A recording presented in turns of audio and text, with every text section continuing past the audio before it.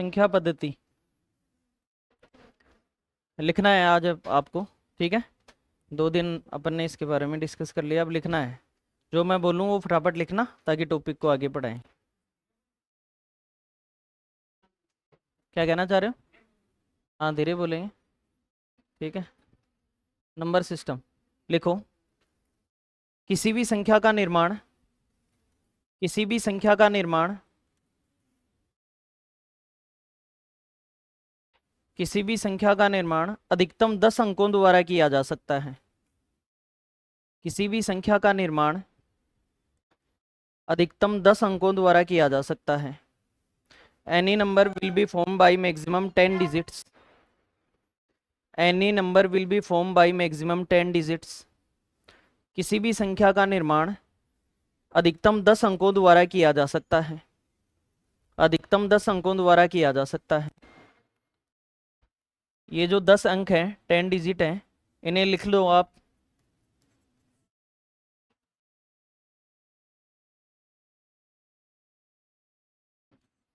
ये 10 अंक होंगे, नीचे लिख देना।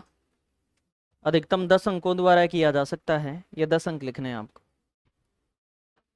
क्या कह रहे हो? 10 भी लिख दिया क्या मैंने? 9 तक लिखना है।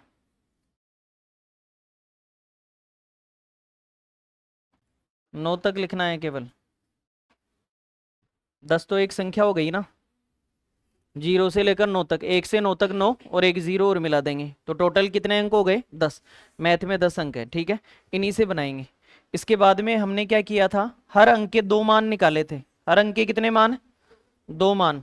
कल कौन नहीं आया था? हाथ ऊपर करें, ठीक। हर अंक के 2 मान निकाले थे। लिखो, प्रत्येक अंक के 2 मान संभव हैं।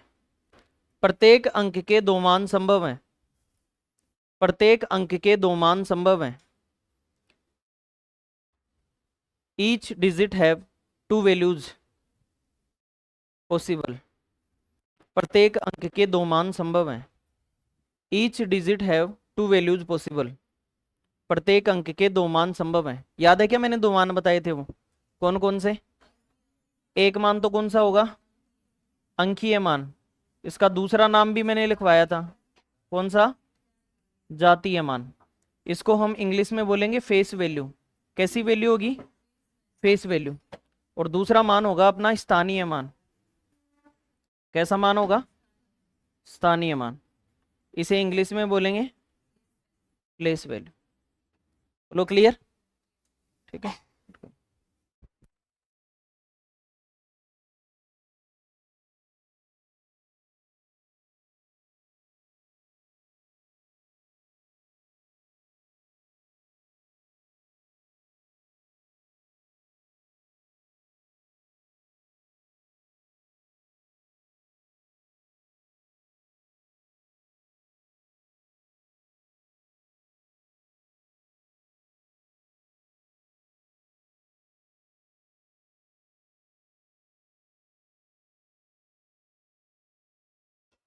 प्रत्येक अंक के 2 मान संभव हैं और आपको दोनों नंबर से लिखना था कि एक नंबर था अंकीय या जातीय मान जिसे फेस वैल्यू बोलेंगे हम, और दूसरा नंबर था हमारा स्थानीय मान जिसे प्लेस वैल्यू बोलेंगे।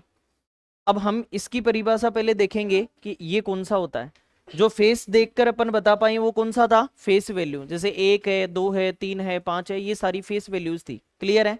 तो इसमें लिखो, किसी अंक को देखकर, नीचे वाली लाइन में लिखना, किसी अंक को देखकर जो मान बताया जाए, किसी अंक को देखकर जो मान बताया जाए वह अंकीय मान होता है।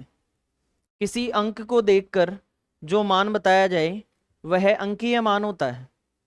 किसी अंक को देखकर जो मान बताया जाए वह अंकीय मान होता है। अंकीय मान होता है। अंकीय मान होता है। नीचे वाली लाइन में लिखना, यदि किसी अंक को, यदि किसी अंक का स्थान देखकर, यदि किसी अंक का स्थान देखकर, यदि किसी अंक का स्थान देखकर जो मान दिया जाए, यदि किसी अंक का स्थान देखकर जो मान दिया जाए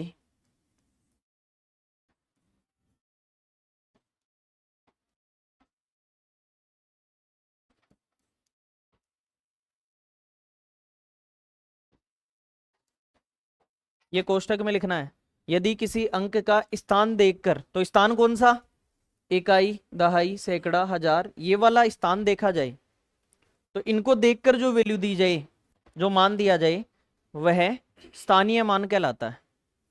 स्थान देखकर जो मान दिया जाए वह स्थानीय मान कहलाता है, वह स्थानीय मान कहलाता है। और ब्रैकेट में ये लिख देना।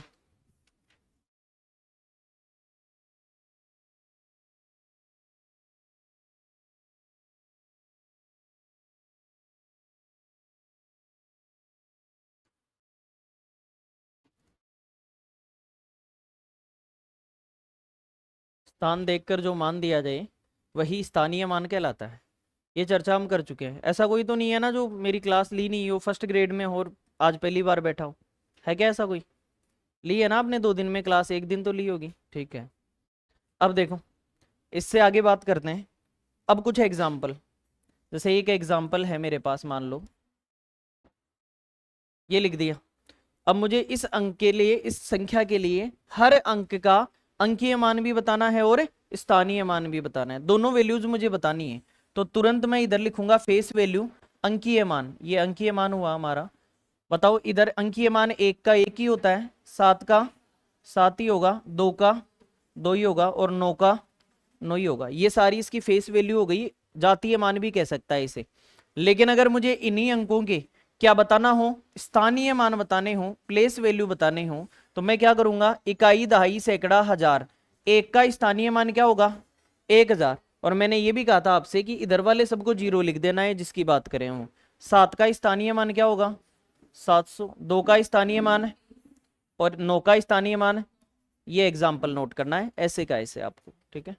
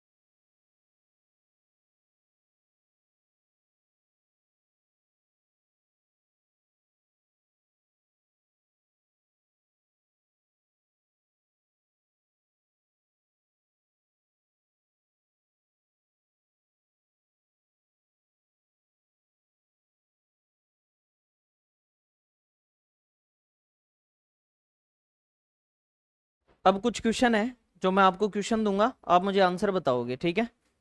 हटा दूं इसको, लिखो क्वेश्चन, लिखो संख्या,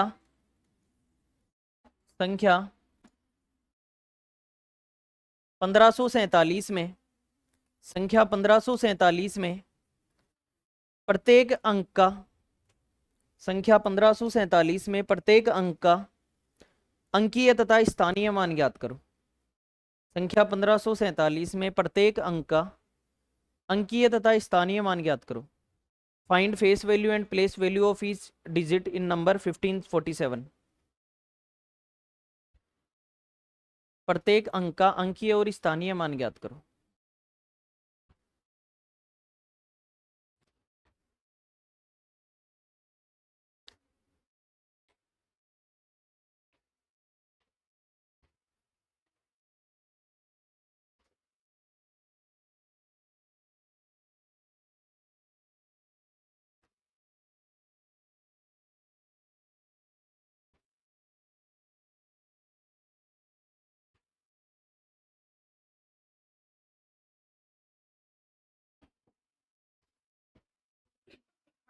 देखो, एक तरफ अपन फेस वैल्यू बताएंगी, 1 की 1, 5 की 5, 4 की 4 और 7 की 7, ये अंकीय या जातीय मान हो गया।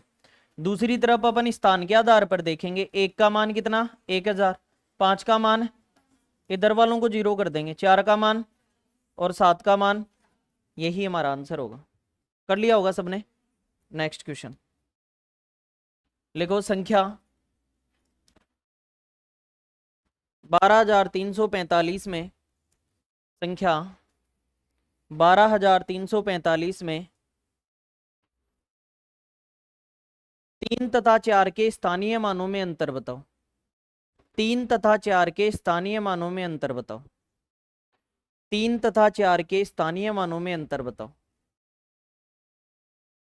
3 तथा 4 के स्थानीय मानों में अंतर बताओ। Find difference between place value of 3 and 4 in number 12,345।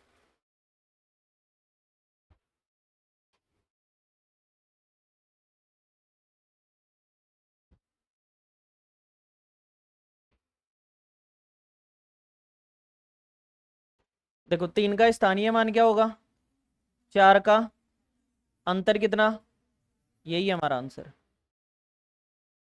कर लिया था।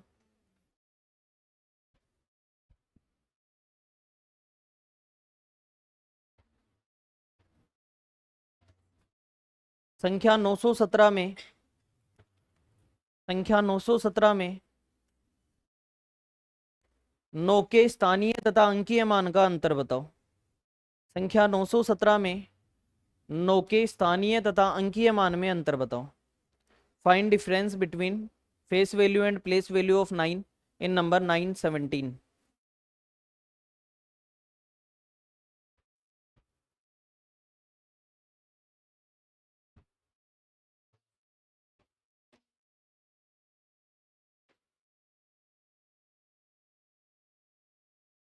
तो 9 का स्थानीय मान क्या हुआ, अंकीय मान, आंसर क्या हुआ।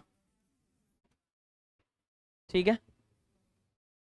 कल मैंने एक चीज और भी बताई थी आपको कि सारे स्थानीय मानों को जोड़ोगे तो क्या निकल के आ जाएगा, संख्या निकल के आ जाएगी। स्थानीय मानों को जोड़ोगे तो क्या निकल के आ जाएगा, संख्या। देख लो आप यहाँ 1000 और 500, 1500, 1540 और 7, 1547। समझ में आ गई बात, सभी स्थानीय मानों को। दूसरी चीज मैंने ये भी बताई थी कि एक अंक ऐसा होता है जिसका अंकीय मान और स्थानीय मान बराबर होता है। कौन सा अंक, आखिरी अंक, इकाई का अंक, उसका जो फेस वैल्यू होगी वो भी वही होगी और प्लेस वैल्यू भी वही होगी, सेम होगी दोनों। लिखो नोट लगा के, इकाई के अंक के लिए अंकीय तथा स्थानीय मान बराबर होते हैं। इकाई के अंक के लिए अंकीय तथा स्थानीय मान बराबर होते हैं। For unit digit face value and place value are equal. इकाई के अंक के लिए अंकीय तथा स्थानीय मान बराबर होते हैं। अंकीय तथा स्थानीय मान बराबर होते हैं।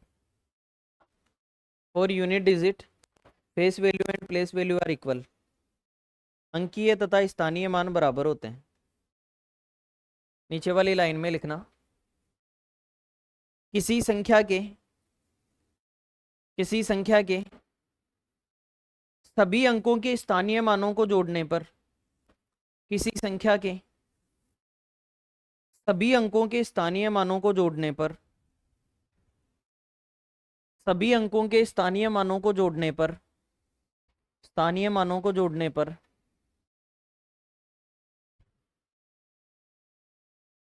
सदैव वही संख्या प्राप्त होती है। सदैव वही संख्या प्राप्त होती है। If we add all place values of all digits, then the number will be same। इसके बराबर रहेगा हमेशा। ठीक है, समझ गए इतना। फिर कल मैंने ये कहा था कि जीरो अगर आ जाए कहीं स्थानीय मानों में तो क्या करेंगे। जैसे मैंने ये कहा और मैंने ये कह दिया, बताओ अंकीय मान 1 का 1, 2 का 2, 0 का 0, 7 का, लेकिन स्थानीय मान 1 का तो 1000 हो जाएगा, 2 का कितना, 7 का कितना, तो इस 0 का क्या होगा। ये स्थानीय मानों से पता लग जाएगा, क्योंकि अभी आप ये कह के आए हो कि स्थानीय मानों को जोड़ने पर वो संख्या प्राप्त होती है। स्थानीय मानों को जोड़ने पर क्या प्राप्त होती है, संख्या प्राप्त होती है। अगर स्थानीय मानों को जोड़ने पर संख्या प्राप्त होती है तो इसको मत जोड़ो, देखिए क्या प्राप्त हो रहा है, 1000 और 200, 1200, 1200 और 7 प्राप्त हो गया। तो इसका मतलब जीरो को क्या ले लेंगे। एक प्रकार से अपन ये भी कहेंगे कि जीरो एक एक्सेप्शन है, अपवाद है जीरो एक, जो कुछ जगह अपना मान देता है और कुछ जगह अपना मान नहीं देता। जैसे मैंने कहा था कि यहाँ पर 0 वैल्यू दे रहा है, ये क्या लिखा हुआ है 20, 0 हटा दूंगा तो 2 आ जाएगा। लेकिन यहाँ पर 0 अपनी वैल्यू नहीं दे रहा है, ये कितना है 2, 0 हटा दूंगा तो भी 2 ही रहेगा। क्लियर। तो 0 एक ऐसी चीज है आपके पास जो कुछ जगह अपनी वैल्यू देता है और कुछ जगह अपनी वैल्यू नहीं देता। जो आज हम ये 10 अंक पढ़ रहे हैं, ये 10 नहीं थे, पहले 9 ही थे, 1 से 9 तक थे, 0 और हमने ऐड कर दिया तो फिर 10 हो गए कुल मिला के। बोलो क्लियर है। अब बात करते हैं इससे आगे। जैसे मान लो ऐसा कोई क्वेश्चन आ जाए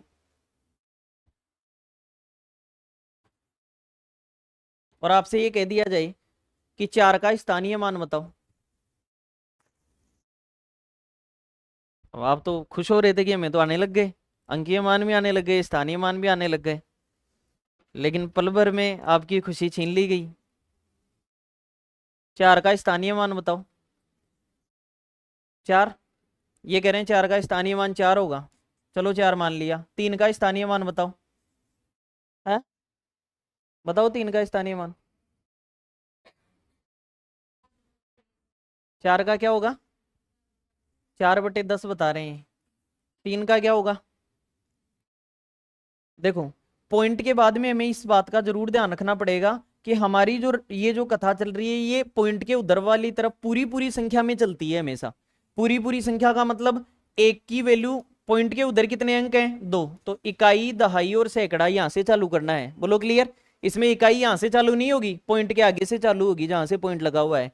तो 1 का मान 100, 2 वाले का स्थानीय मान, 3 वाले का। बोलो क्लियर। तो आपके पास ओवरऑल इनको जोड़ो, 123 आ गया क्या। तो 123 तो आ गया। तो पॉइंट के आगे जो अंक रहता है, जैसे मान लो 4 का स्थानीय मान चाहिए, तो बताओ कितना हो जाएगा। तभी तो जोड़ने पर 123.4 आएगा। जोड़ने पर कितना आएगा 123.4। जैसे मान लो और अच्छे से मैं समझाता हूं।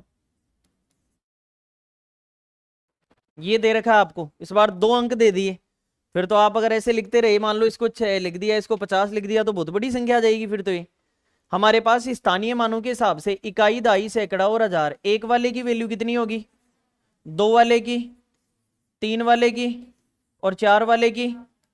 अब इससे आगे देखो, पॉइंट के बाद में इस 5 की वैल्यू जो स्थानीय मान होगा वो 0 पॉइंट कितना होगा। इस 6 का स्थानीय मान जो होगा ये 0.06। मतलब इस अंक को, अगर इस डिजिट को हम नहीं ले रहे तो इस डिजिट को क्या ले लेंगे, 0 लेना है। सर कैसे। मैंने कहा देख लो, इनको जोड़ के देख लो, जोड़ने से ये संख्या आनी चाहिए। बोलो क्लियर है क्या। जोड़ने से संख्या मिल जानी चाहिए स्थानीय मानों को। चलो जोड़ो, 1000 और 200, 1230, 1230 और 4, 34। तो यहां तो आ गया 1234, और पॉइंट यहां कितना आ गया 5, और ये दूसरे अंक पर 6। बताओ संख्या मिल रही है क्या। तो इसी प्रकार से हमें संख्या को मान रहा है। एक लास्ट एग्जांपल और समझा रहा हूं ताकि आपके क्लियर हो जाए कि पॉइंट वाली संख्या आ जाए तो कंफ्यूज नहीं होना कि पता नहीं क्या आ गया। अब देखना यहां,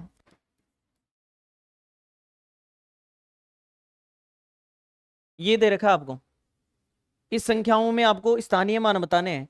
इकाई का अंक कहां से चालू करेंगे, 4 से या 7 से। पॉइंट के बाद में चालू करेंगे इकाई का अंक। सामने ध्यान दो, कहां ध्यान है आपका। देखो, यहां से चालू करेंगे। तो अगर इकाई, दहाई, सैकड़ा और हजार, एक वाले का स्थानीय मान क्या होगा, 5 वाले का, 5 वाले का 500 होगा, एक सेकंड, 3 वाले का और 7 वाले का। तो ओवरऑल यहां तक की संख्या तो हमने बनाई ली, 1500, 1500, 1530 और 7, 1537 बना लिया। अब पॉइंट के आगे वाला और 7 लेके चलना है।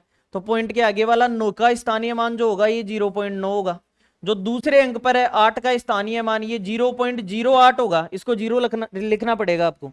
और तीसरा जो अंक है 4 का, ये स्थानीय मान होगा 0.00। इन सबको जोड़ेंगे तो संख्या मिल जाएगी। बोलो क्लियर है क्या। इस प्रकार से पॉइंट वाले किसी में भी हम स्थानीय मान लिखेंगे। क्लियर है। ये एग्जाम्पल नोट कर दो, ये दोनों नोट, तीनों नोट करोगे क्या, 123.4 नोट करो पहले तो।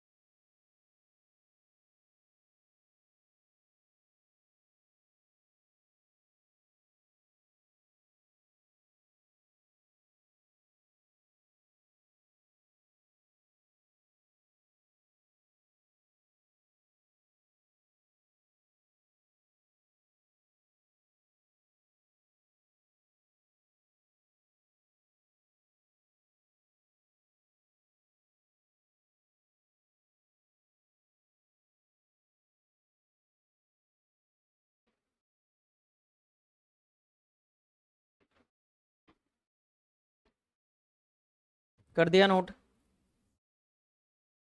नेक्स्ट, इन सारे के सारे अंकों से हमने सम्मिश्र संख्या बनाई थी। क्या बनाई थी? सम्मिश्र संख्या। और सम्मिश्र संख्या यानी कॉम्प्लेक्स नंबर, और इनमें अनंत संख्याएं बनी थी। और फिर मैंने इसके दो पार्ट किए थे। सम्मिश्र संख्या का एक भाग तो क्या किया था? वास्तविक संख्या, जिसे कैसा नंबर बोला हमने? Real number. और एक हमने पढ़ा था काल्पनिक संख्या, इमेजिनरी नंबर।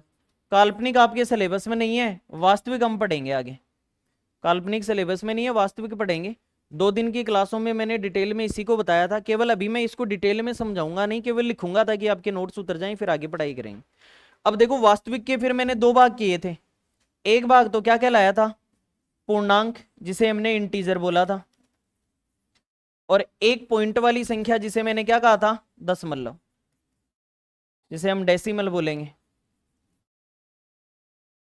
डेसिमल के हमने दो भाग किए थे। एक तो ऐसा डेसिमल जो क्या हो? शांत। और एक क्या हो?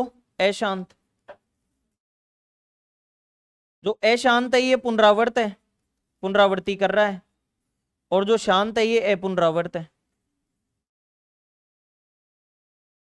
जो पुनरावृत्ति कर रहा है इसे रिपीटिंग बोलेंगे, और इसे नॉन रिपीटिंग बोलेंगे। नोट कर दो साथ के साथ, ये पढ़ चुके हैं हम कल।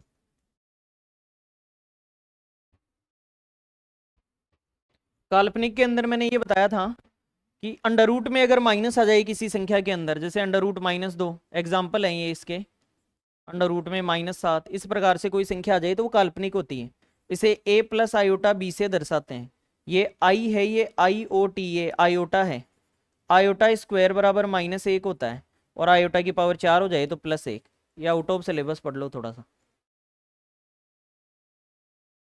क्या कह रहे हो? हाँ कर लो नोट।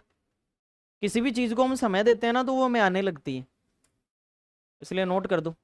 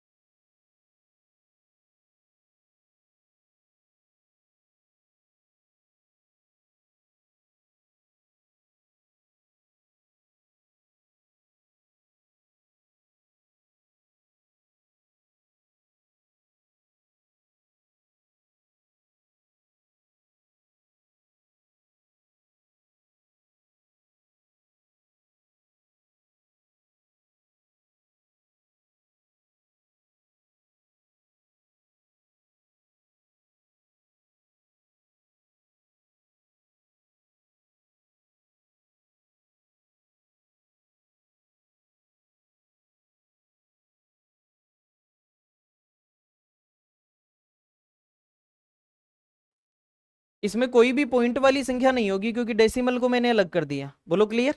तो डेसिमल को मैंने अलग कर दिया, तो माइनस के अनंत से प्लस के अनंत तक सारे सारे पूर्णांक मान, प्लस में सारे पॉजिटिव मान और माइनस में सारे पॉजिटिव मान, सारी वैल्यूज आ जाएंगी। बोलो क्लियर। अब बात करते हैं पूर्णांकों की नेक्स्ट स्लाइड में। पूर्णांकों को बांटते हैं हम। लेकिन कल मैंने ये कहा था कि पूर्णांक माइनस के अनंत से स्टार्ट होके -3, -2, -1, 0, 1, 2 इस प्रकार से प्लस के अनंत तक जाएंगे। अब किसी को अगर प्लस वाले ही पढ़ने हो तो वो माइनस वाले साथ में क्यों लेके चले, और माइनस वाले पढ़ने हैं तो प्लस वाले क्यों लेके चले। इसलिए पूर्णांकों की हमने पार्ट कर दी। जो प्लस वाले थे उन्हें कैसे पूर्णांक बोला, धनात्मक पूर्णांक, पॉजिटिव इंटीजर। और जो माइनस वाले थे उन्हें बोला हमने ऋणात्मक पूर्णांक, नेगेटिव इंटीजर। और तीसरा, इन दोनों के बीच में एक चीज और बच गई, क्या बची, जीरो और बच गया, शून्य। ये भी तो पूर्णांक है ना, तो ये प्लस में आया और ना ये तो बीच में अकेला रह गया। तो एक और मानना पड़ा हमें कि 3 भाग करने पड़े, प्लस वाले, माइनस वाले और जीरो। और प्लस वाले में कहां से चालू होगा मामला, 1 से। इस प्रकार से 1 से अनंत तक का पेयर होगा। माइनस वाले में माइनस के 1 से पीछे जाते जाओ और माइनस के इनफाइनाइट तक चले जाओ और तीसरा जीरो आ गया। ये पार्ट हमने कर दी, नोट करो।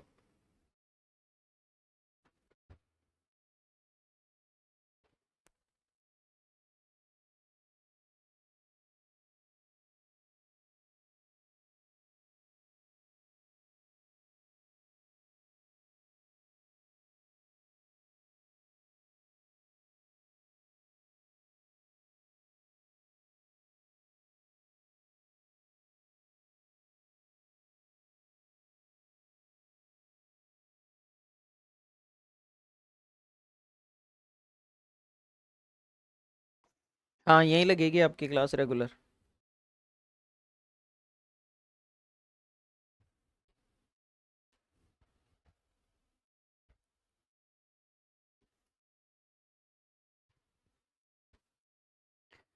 ठीक है। अब देखो, सारे के सारे धनात्मक पूर्णांक ही प्राकृत संख्याएं कहलाते हैं। ये सबसे इंपॉर्टेंट बात, सारे के सारे धनात्मक पूर्णांक ही क्या कहलाते हैं, प्राकृत संख्याएं, नेचुरल नंबर्स। वेरी इंपॉर्टेंट चीज है ये, सारे के सारे धनात्मक। क्योंकि प्राकृत, आपसे मुझे प्राकृत संख्याएं क्या होंगी, तो आप कहोगे 1 से चालू होकर अनंत तक की संख्याएं क्या कहलाएंगी, प्राकृत संख्या। तो सारे धनात्मक पूर्णांक की प्राकृत संख्याएं हैं।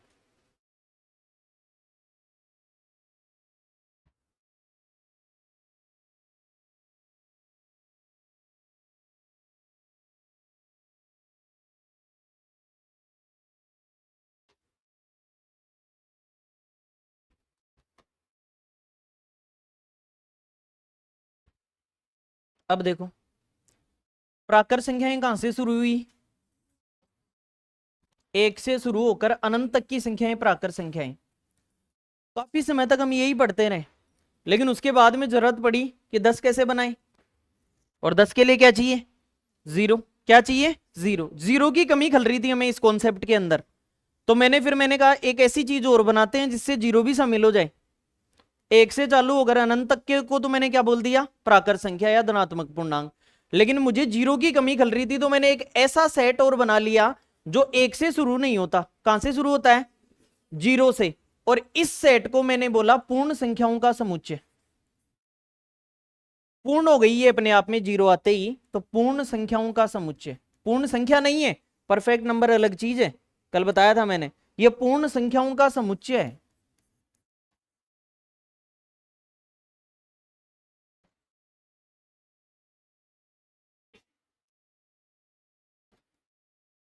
नोट कर दो।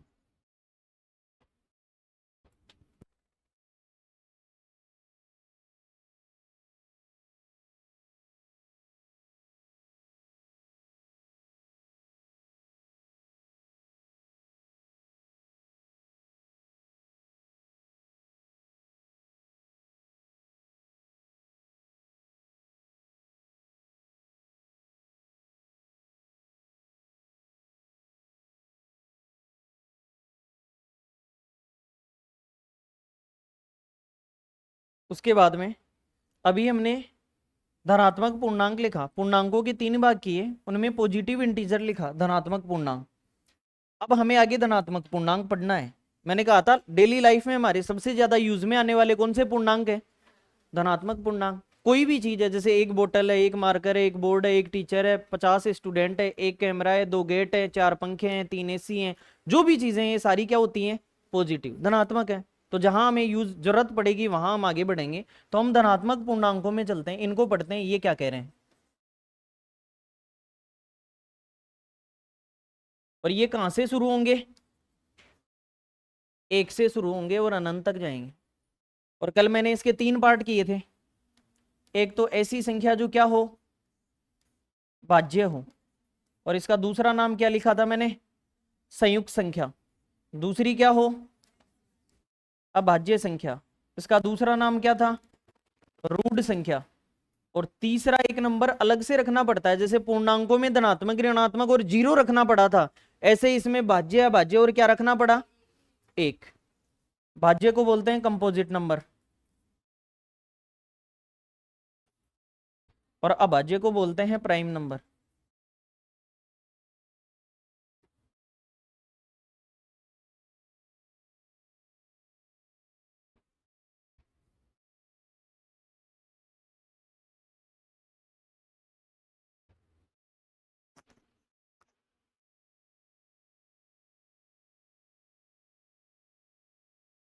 आ रहा है क्या समझ में? ये सुनो,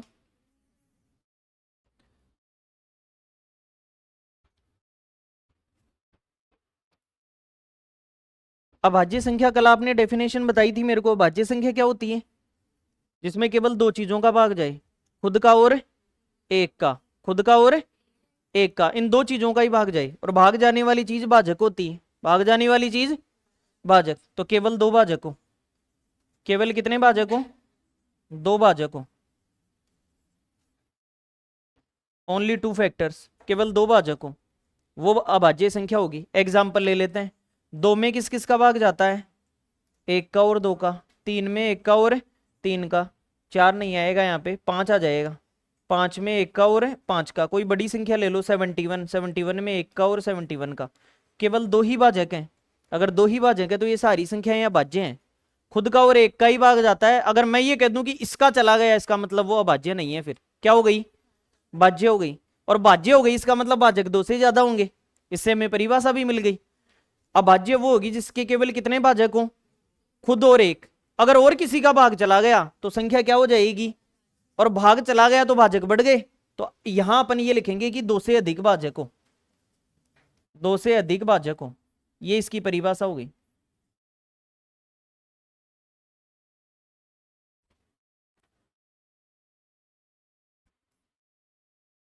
मोर देन 2 फैक्टर्स, 2 से अधिक भाजक हो। जैसे 4 के ले लो, 1 का जाता है, 2 का जाता है, 4 का जाता है, ज्यादा भाजक हो गए। 6 का ले लो, 1 2 3 और 6। 10 का ले लो, 1 का भाग जाता है, 2 का, 5 का, 10 का, ज्यादा फैक्टर है, ज्यादा फैक्टर है, तो ये भाज्य संख्या होगी।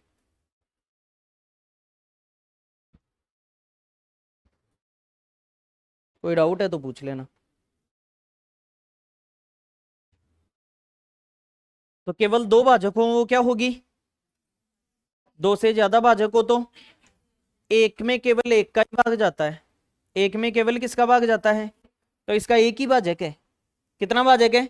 2 होते तो अभाज्य हो जाती, 2 से ज्यादा होते तो एक ही भाजक है, इसलिए ये है ना तो भाज्य और ना, दोनों ही नहीं है। इसलिए एक का खास ध्यान रखना, ना तो भाज्य और ना अभाज्य। अगर आप रीजन लिखना चाहो तो नीचे लिख सकते हो, क्योंकि इसका एक ही भाजक है। क्योंकि इसका एक ही भाजक है। 2 होते तो अभाज्य, 2 से ज्यादा होते तो भाज्य। एक ही भाजक है, इसलिए ना तो ये भाज्य है ना अभाज्य, नीदर प्राइम नोर कंपोजिट, दोनों ही नहीं है। ठीक है।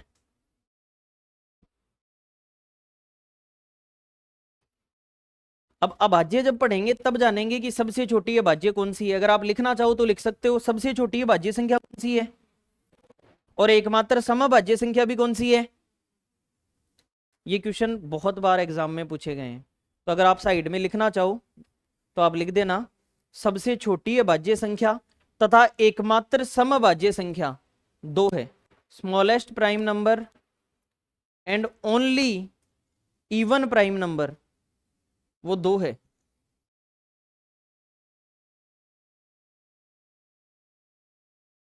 सबसे छोटी अभाज्य संख्या ओब्लिक में लिख दो या वह लिख दो, सबसे छोटी अभाज्य संख्या वह एकमात्र समभाज्य संख्या, और कोई सम संख्या अभाज्य नहीं होगी, ध्यान रखना इस ब्रह्मांड में 2 के अलावा, इसलिए ये इंपॉर्टेंट हो जाते हैं। एकमात्र समभाज्य संख्या, एकमात्र समभाज्य संख्या बराबर 2 है।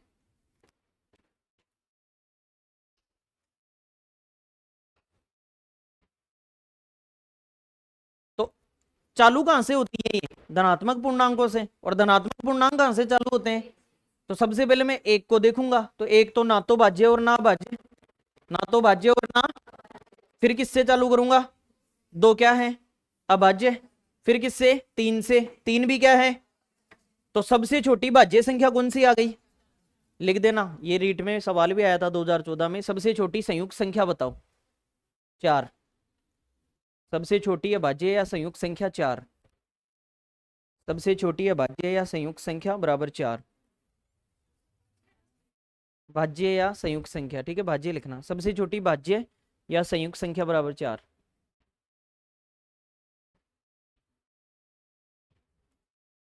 सबसे छोटी भाज्य या संयुक्त संख्या बराबर 4। लिख लिया? इसके बाद में आगे और हमें क्लासिफिकेशन ऑफ नंबर्स में क्या पढ़ना था? निकल जाओ आगे। ट्विन प्राइम नंबर,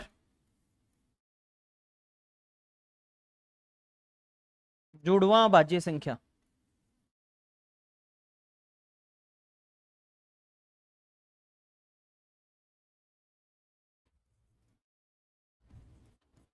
इसका दूसरा नाम भी है युग्म भाज्य संख्या।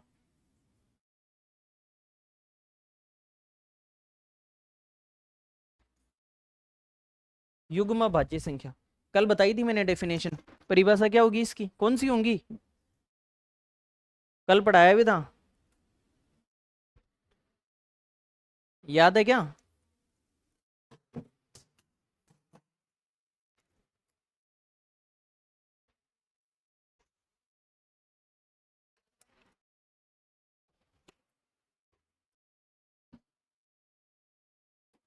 हाँ हाँ, ऐसा कुछ पढ़ा था। फर्स्ट ग्रेड वालों को याद नहीं है? हैं?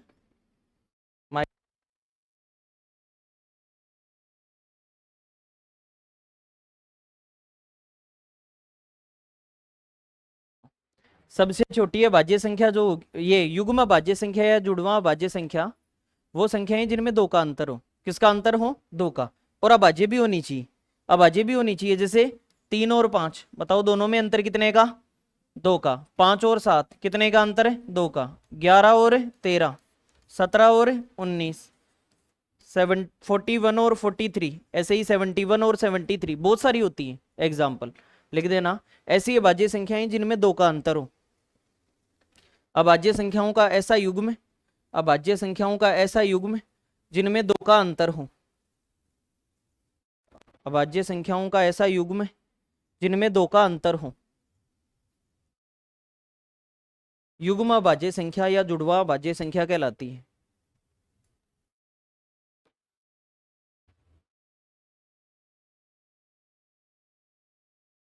Difference of two prime numbers are equals to 2, then the prime numbers are called twin prime number. अभाज्य संख्याओं का ऐसा युग्म जिनमें 2 का अंतर हो, युग्म अभाज्य संख्या या जुड़वा अभाज्य संख्या कहलाती है। एग्जाम्पल नोट कर देना। और ऐसी और भी हो सकती हैं, यही कोई जरूरी नहीं है, ईटीसी आदि।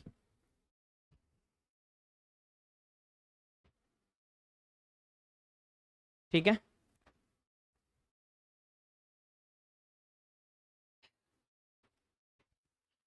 और एक आखिरी आता है हमारा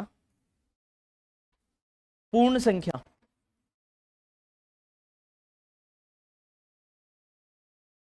या निश्चित संख्या।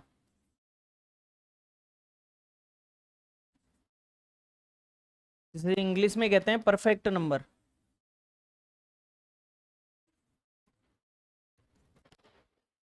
Perfect number.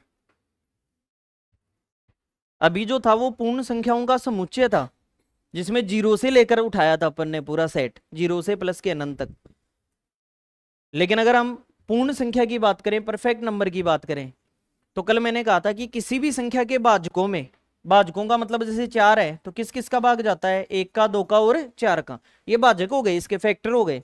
तो किसी भी संख्या के भाजकों में खुद संख्या को छोड़कर बाकी सबका योग यदि संख्या के बराबर आ जाए तो संख्या पूर्ण संख्या कहलाएगी, परफेक्ट नंबर कहलाएगी। ध्यान दो सामने, किसी भी संख्या के भाजकों में खुद संख्या को छोड़कर बाकी सबका योग यदि कितना हो जाए, उस संख्या के बराबर आ जाए, तो वह संख्या क्या कहलाएगी, पूर्ण संख्या या परफेक्ट नंबर कहलाएगी। बोलो क्लियर है? लिखो पहले इसमें, फिर एग्जांपल बताते हैं। लिखो, किसी भी संख्या के भाजकों में, किसी भी संख्या के भाजकों में, किसी भी संख्या के भाजकों में उस संख्या को छोड़कर, उस संख्या को छोड़कर अन्य सभी का योग, उस संख्या को छोड़कर अन्य सभी का योग यदि उस संख्या के बराबर आ जाए, अन्य सभी का योग यदि उस संख्या के बराबर आ जाए, अन्य सभी का योग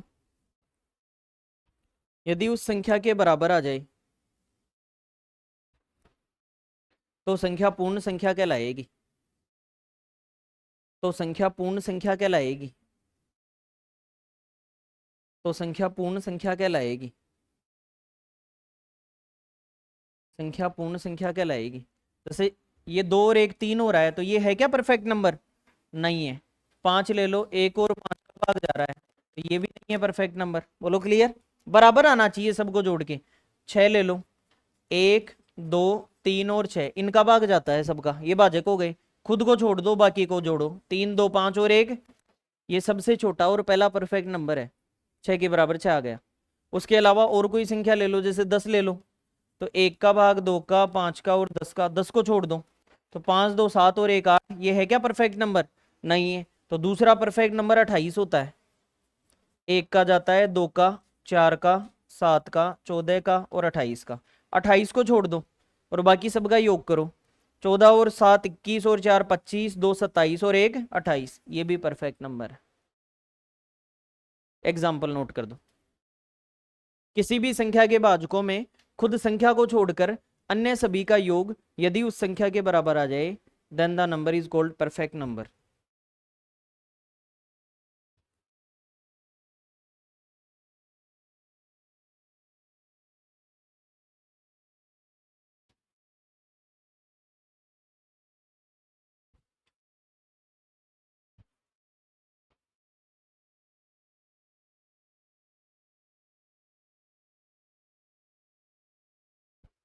ये जो हम क्लास में पढ़ा रहे हैं इसकी शायद पीडीएफ भी बन जाएगी, आप ग्रुप में कह देना सर, ग्रुप में डाल देंगे तो आपको इजी रहेगा पढ़ना। आती है क्या पीडीएफ और सब्जेक्ट की आपकी पढ़ाई में? तो आप कह दिया करो ना, आपके ग्रुप में कभी भी क्या पढ़ाया था क्लास में वो कभी भी आप चेक कर सकते हो। हाँ,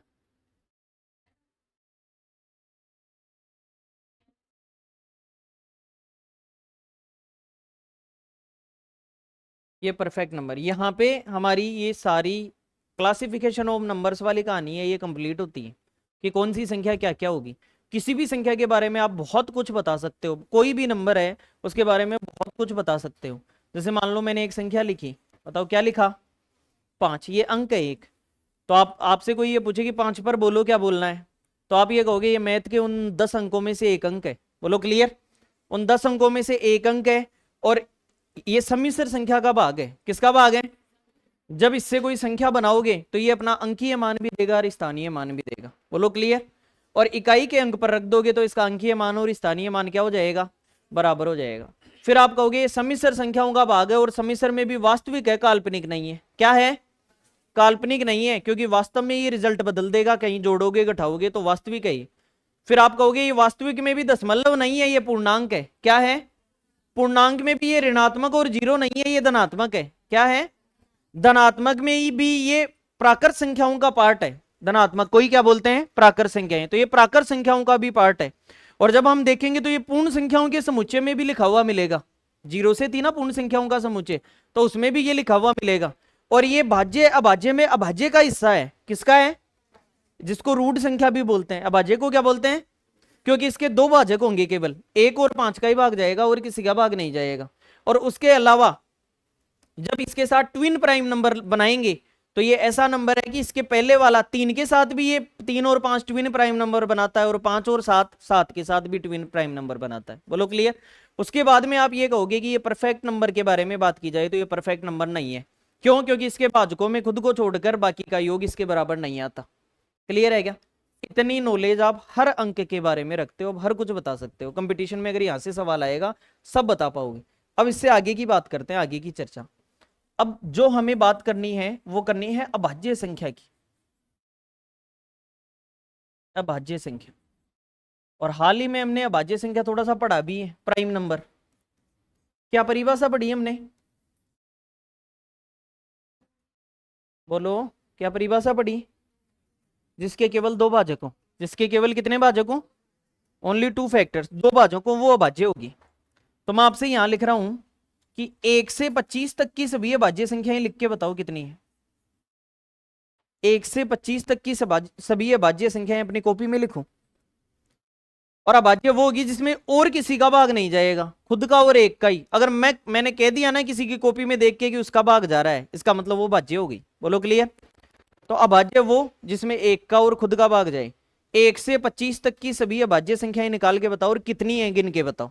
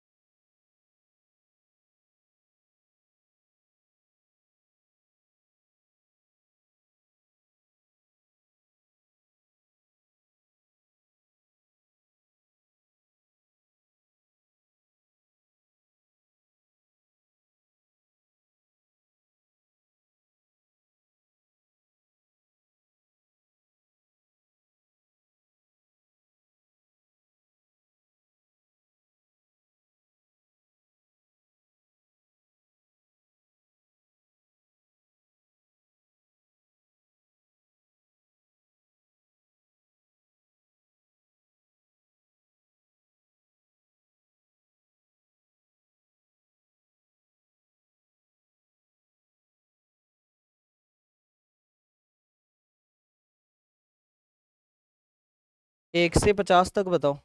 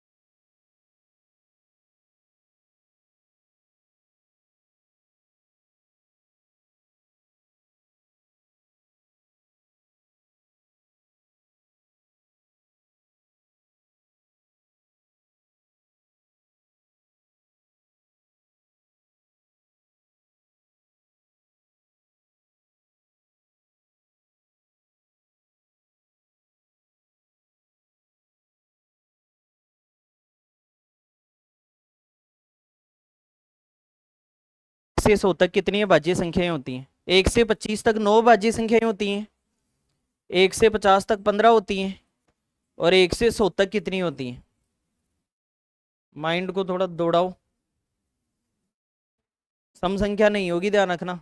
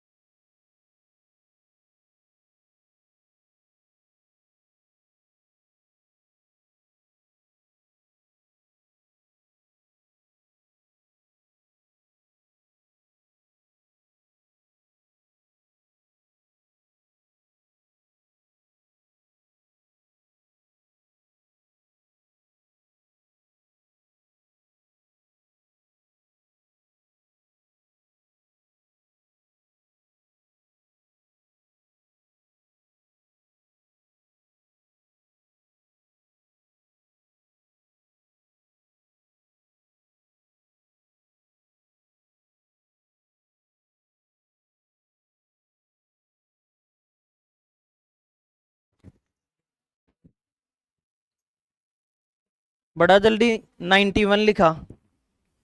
अरे 69 नहीं होगा। क्यों नहीं होगा? सम कहाँ है? 69 तो विषम ही है। 23 69 होता है, 23 का भाग चला गया। और बताओ।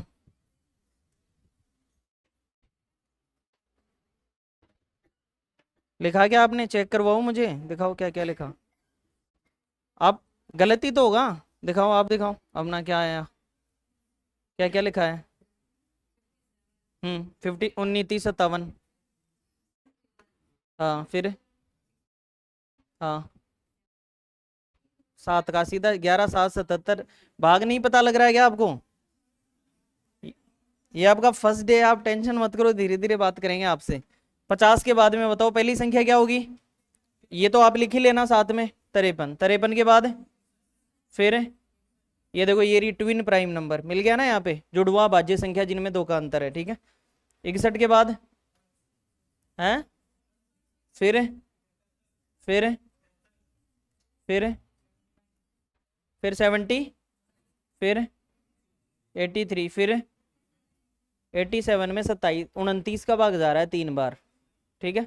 89 आएगा, और फिर 97। ये 10 संख्याएं हो गई क्या?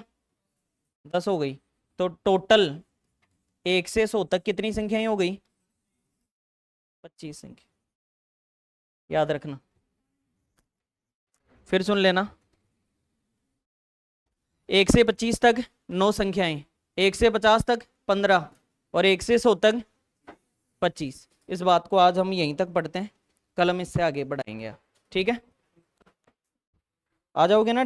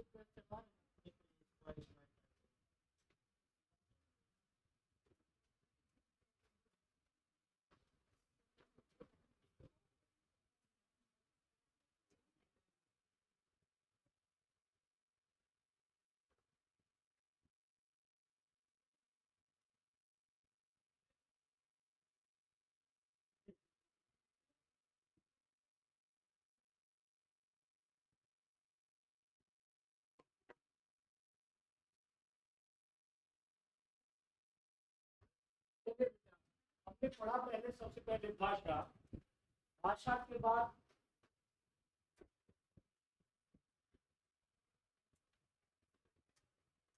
पहले जिसको जानना है चला जाए, जिसको आना आ जाए तो ठीक रहता है। थोड़ा सा ऐसा लगता है जैसे ही मैं बोलना शुरू किया ऐसी आवाज से क्या करता समझते कि लोग सुनते ही चलिए बेटा, सबसे पहले हमने पढ़ा भाषा। भाषा के बाद हमने ये पढ़ा कि हिंदी की उत्पत्ति कैसे हुई, उद्भव और विकास उसका कैसे हुआ। उसके बाद हमने पढ़ा भाषा से संबंधित जो शब्द होते हैं, जैसे बोली, मातृभाषा क्या है, राजभाषा क्या है, राजभाषा क्या है। उसके बाद हम आए हिंदी की सबसे छोटी इकाई पर। तो सबसे छोटी इकाई हमने पढ़ा कि भाषा की सबसे छोटी इकाई होती है वर्ण, लेकिन वर्ण है लिखित, उससे भी पहले क्या ध्वनि, मौखिक। लेकिन वर्ण का कोई अर्थ नहीं होता, अर्थ किसका होता है, शब्द।